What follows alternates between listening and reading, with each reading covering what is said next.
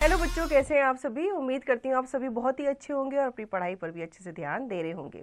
तो आइए बच्चों, शुरू करते हैं हमारी हिंदी का पहला पाठ, जिसका नाम है मेरी भी आभा है। पाठ परिचय। इस संसार की प्रगति एवं विकास में दुनिया और समाज को सुंदर, सुखी और समृद्ध बनाने में प्रत्येक मनुष्य के परिश्रम, कल्पना और आकांक्षा का बड़ा महत्व है। प्रस्तुत कविता में कवि मनुष्य जाति के प्रतिनिधि के रूप में सृष्टि के स्वरूप में अपनी आभा अर्थात भागीदारी के भी दर्शन कर रहा है। तो आइए बच्चों, इस कविता को पढ़ते हैं और इसका भावार्थ जानते हैं। नए गगन में नया सूर्य जो चमक रहा है, यह विशाल भूखंड आज जो दमक रहा है, मेरी भी आभा है इसमें। तो कवि कहता है कि जो सूर्य हमें गगन में चमकता हुआ नजर आ रहा है, ये जो विशाल भूखंड है, भूखंड मतलब हमारी जो धरती है, ये जो दमक रही है, इसमें मेरी भी क्या है, हिस्सेदारी है, मेरी भी भागीदारी है। भीनी भीनी खुशबू वाले रंग बिरंगे यह जो इतने फूल खिले हैं, कल इनको मेरे प्राणों ने नहलाया था, कल इनको मेरे सपनों ने सहलाया था। वो कहता है कि इतने रंग बिरंगे जो खुशबू देते हुए फूल हमें दिख रहे हैं, इनमें मेरे प्राणों का भी इसमें क्या है, भागीदारी है, क्योंकि कल इनको मेरे प्राणों ने ही क्या किया था, नहलाया था, और मेरे सपनों ने इन्हें सहलाया था। पकी सुनहली फसलों से जो अब की यह खलिहान भर गया, मेरी रग रग के शोणित की बूंदें इसमें मुस्काती हैं। नए गगन में नया सूर्य जो चमक रहा है, यह विशाल भूखंड आज जो दमक रहा है, मेरी भी आभा है इसमें। वो कहता है कि ये जो फसलें हैं जो आज सुनहरी नजर आ रही हैं, तो इसमें क्या है, मेरी भी आभा है। तो यानी कि आभा यानी कि फसलें किसके थ्रू उगाई जाती हैं, किसान के थ्रू उगाई जाती है। किसान जब मेहनत करता है तो ही फसलें उगती हैं। तो वो किसान को कह रहा है कि किसान क्या है, मेरा ही रूप है, मनुष्य का रूप है। तो इसमें मेरी भी आभा है, मेरी भी भागीदारी है। जो खलियान महक रहे हैं, भर गए हैं, और जो बूंदें, शोणित की बूंदें जो मुस्कुरा रही है, जो सूर्य चमक रहा है, जो धरती दमक रही है, इसमें मेरी भी आभा है। तो ये जो कविता है, ये लिखी गई है नागार्जुन जी के द्वारा। शिक्षण निर्देश छात्रों को समझाएं कि हम सब उस ईश्वर का अंश हैं जिसने यह सारी सृष्टि बनाई है, अतः इस सृष्टि के प्रत्येक कण में हमारी अपनी छवि यानी आभा के ही दर्शन होते हैं। कवि परिचय। नागार्जुन का जन्म 1911 की ज्येष्ठ पूर्णिमा को बिहार के तरौनी गांव में हुआ था। श्रीलंका में बौद्ध दर्शन का अध्ययन किया, वहीं वैजनाथ मिश्र से बदलकर अपना नाम नागार्जुन रख लिया। मैथिली, संस्कृत और बांग्ला भाषा में भी सृजन किया। मैथिली में लेखकीय नाम रखा यात्री। मैथिल काव्य पत्रहीन नग्नगाछ पर साहित्य अकादमी पुरस्कार मिला। हिंदी में प्रमुख किताबें हैं पारो, इमरतिया, दुख मोचन, बाबा बटेश्वर नाथ, उपन्यास आसमान में चंदा तारे, कहानियां खिचड़ी, विप्लव देखा हमने, हजार हजार बाहों वाली प्यासी पथराई आंखें, कविताएं और विद्यापति की कहानियां अनुवाद। इनका निधन 5 नवंबर 1998 को हुआ था। तो बच्चों, ये थे नागार्जुन, जिनकी लिखी गई इतनी सुंदर कविता अभी हमने पढ़ी। अब आते हैं शब्द पोटली पर। गगन का अर्थ होता है बच्चों आकाश, जिसे हम स्काई भी कहते हैं। सूर्य का अर्थ होता है सूरज, जो कि सन कहलाता है। भूखंड यानी कि भूमि का टुकड़ा, पार्ट ऑफ लैंड, विशाल, बड़ा, बिग। आभा, चमक, ब्राइटनेस, खलियान, खेत, फील्ड, सुनहली, सुनहरी, गोल्डन, शोणित अर्थात रक्त, लहू, ब्लड। दमक का अर्थ होता है चमक, शाइन।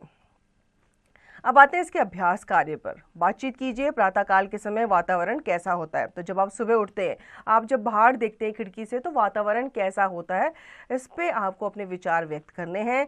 भारत में किन फूलों का सांस्कृतिक तथा धार्मिक महत्व है, तो ये आपको बताना है। फसलों का त्योहारों से क्या संबंध है। अब आपने देखा होगा, जो लोहड़ी और बैसाखी होती है, वो फसलों के ऊपर ही मनाई जाती है। भारत में सूर्य की उपासना के प्रमुख त्योहार कौन कौन से हैं। हमारे भारत में कुछ त्योहार ऐसे हैं जिसमें सूर्य की उपासना की जाती है, उनकी पूजा आराधना की जाती है। तो ये आपको बताने हैं कि वे कौन से त्योहार हैं। पाठ के बारे में सही उत्तर वाले गोले को रंगिए। ठीक है, साइड में आपको बॉक्स नजर आ रहा है, आपको क्या करना है, सही उत्तर पे ही आपको सही का निशान लगाना है। रोशनी से क्या दमक रहा है? क्या दमक रहा है? गगन दमक रहा है, सूर्य, पर्वत या फिर भूखंड दमक रहा है? तो रोशनी से, जब सूर्य की रोशनी पड़ रही है तो किस चीज पे पड़ रही है? भूखंड पे पड़ रही है। ठीक है, धरती पे पड़ रही है, तो आप भूखंड वाले गोले को, जो डी वाला गोला है, उसको ही आप रंगेंगे। इसी प्रकार आप बाकी के प्रश्न पढ़ेंगे और सही विकल्प वाले गोले पर उसे रंग करके पूर्ण करेंगे। दूसरा है कविता की पंक्तियां पूर्ण कीजिए। अब यहाँ पे आपको कविता की पंक्तियां दी गई है, लेकिन ये अधूरी है, आपको कविता दोबारा पढ़नी है और इन पंक्तियों को पूर्ण करना है। तीसरा, कविता की पंक्तियों का भावार्थ लिखिए। अब यहाँ पे आपको कविता की पंक्तियां दी गई है, इनका आपको भावार्थ स्पष्ट करना है। जैसे भीनी भीनी खुशबू वाले रंग बिरंगे, यह जो इतने फूल खिले हैं, कल इनको मेरे प्राणों ने नहलाया था, कल इनको मेरे सपनों ने सहलाया था। तो भीनी भीनी मतलब जो मध्यम मध्यम खुशबू वाले जो फूल होते हैं, और फूल कैसे होते हैं? रंग बिरंगे होते हैं, अलग अलग रंग के होते हैं। तो कवि कहता है कि इनको मेरे प्राणों ने ही नहलाया था और मेरे सपनों ने ही इन्हें सहलाया था, तभी ये इतने रंग बिरंगे और इतने अच्छी तरीके से खिल रहे हैं। निम्नलिखित प्रश्नों के उत्तर लिखिए। कविता के रचनाकार का नाम बताइए। तो इनका नाम है नागार्जुन। ठीक है, इसी प्रकार से आप बाकी प्रश्नों के उत्तर देंगे। हम बढ़ते हैं आगे। कवितांश पढ़कर पूछे गए प्रश्नों के उत्तर लिखिए।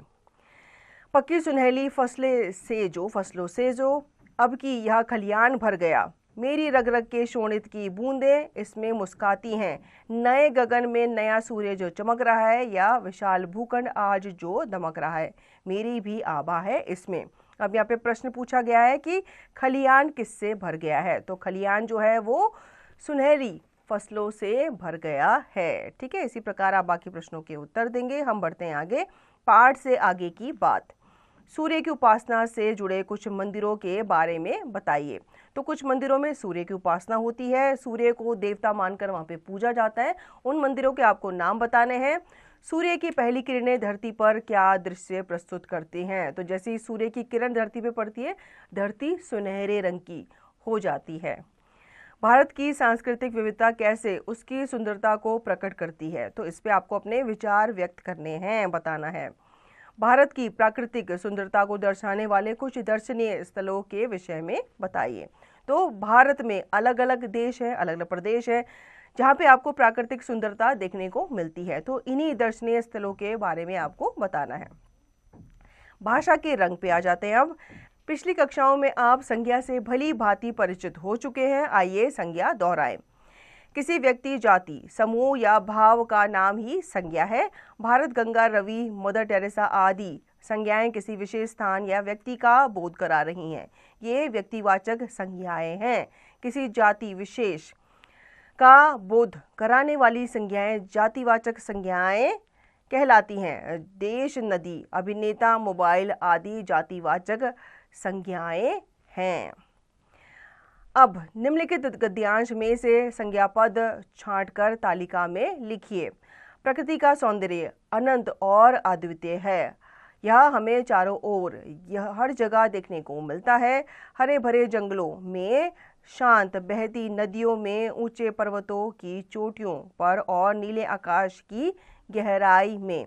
प्रकृति के इस अद्वितीय सौंदर्य में वह ताकत है जो न केवल हमारी आंखों को आनंदित करती है, बल्कि हमारी आत्मा को भी शांति प्रदान करती है। सूरज की पहली किरण जब धरती को स्पर्श करती है तो वह क्षण सचमुच अलौकिक होता है।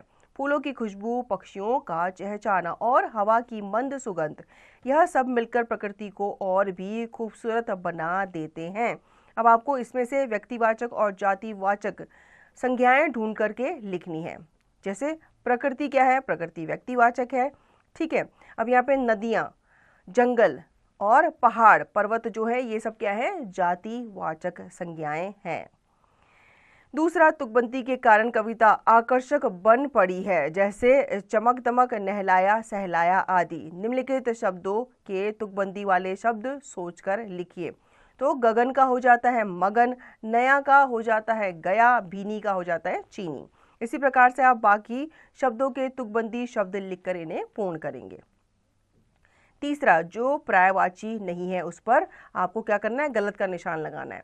तो सूर्य का पर्यायवाची दिवाकर होता है, रजनी होता है, भास्कर होता है, प्रभाकर होता है, ये आपको बताना है। तो दिवाकर, भास्कर और प्रभाकर इसके पर्यायवाची होते हैं, रजनी नहीं होता। तो आप इस पर क्या करेंगे, क्रॉस का निशान लगाएंगे। इसी प्रकार से आप गगन, खुशबू, फूल, इनके पर्यायवाची पढ़कर जो पर्यायवाची नहीं है उस पर गलत का निशान लगाएंगे। हम बढ़ते हैं आगे, शब्दों का वाक्यों में प्रयोग कीजिए। तो पहला है गगन, तो हम यहाँ पे लिखेंगे गगन में बहुत सारे पक्षी उड़ रहे हैं। ठीक है, इसी प्रकार से आप बाकी शब्द पढ़कर इनका वाक्यों में प्रयोग करेंगे। हम बढ़ते हैं आगे, बच्चों की सभा। क्या करें, प्रकृति के अमूल्य उपहारों जैसे पेड़ पौधे, झरने, पहाड़ आदि का गहराई से अवलोकन करें और उनके बारे में जानकारी इकट्ठा कीजिए। इस जानकारी को चित्र और लिखित रूप में प्रदर्शित कीजिए। ठीक है, इस पे आपको विचार व्यक्त करने हैं और लिखित रूप में उसको क्या करना है, प्रदर्शित करना है। इसमें आप चित्र भी बना सकते हैं। अपने आसपास के क्षेत्र में पौधे लगाएं और उनकी देखभाल कीजिए। तो बच्चों ये बहुत ज़रूरी है, आपको अपने जीवन में एक या एक से ज़्यादा पौधे ज़रूर लगाने चाहिए। राष्ट्र की प्रगति और विकास को आधार बनाकर देशभक्ति से भरी कविताएं लिखिए। आओ मंचन करें। आज़ादी के बाद से अब तक देश की प्रगति, शिक्षा, स्वास्थ्य, तकनीकी सुधार और कृषि क्रांति जैसे विषयों पर छोटे नाटकों का मंचन कीजिए। अब आपके जो स्कूल है, विद्यालय है, वहाँ पे आपके स्टेज शो वगैरह होते होंगे, तो यहाँ पे आपको क्या करना है, आज़ादी के ऊपर आपको क्या करना है, मंचन करना है नाटकों का। प्रस्तुति दीजिए, उन नेताओं पर प्रस्तुति दे जिन्होंने देश की प्रगति में महत्वपूर्ण योगदान दिया है, जैसे डॉक्टर APJ अब्दुल कलाम, सरदार पटेल आदि। तो इनके बारे में आपको क्या करना है, प्रस्तुति देनी है कि उन्होंने क्या क्या योगदान दिए हैं देश की प्रगति में। आओ कुछ नया करें। भारत की तकनीकी उन्नति जैसे अंतरिक्ष, IT और विज्ञान के क्षेत्र में विकास पर आधारित प्रोजेक्ट तैयार कीजिए। तो आपको एक प्रोजेक्ट बनाना है, ठीक है। भारत की तकनीकी उन्नति जैसे अंतरिक्ष हो गया, IT हो गया, विज्ञान के क्षेत्र में क्या क्या भारत ने तरक्की की है उस पर आपको प्रेजेंटेशन बनानी है, एक प्रोजेक्ट बनाना है। तो बच्चों उम्मीद करती हूँ आपको ये अध्याय अच्छे से समझ में आ गया होगा। इस अध्याय को आप पुनः दोहराएंगे और इसका निरंतर अभ्यास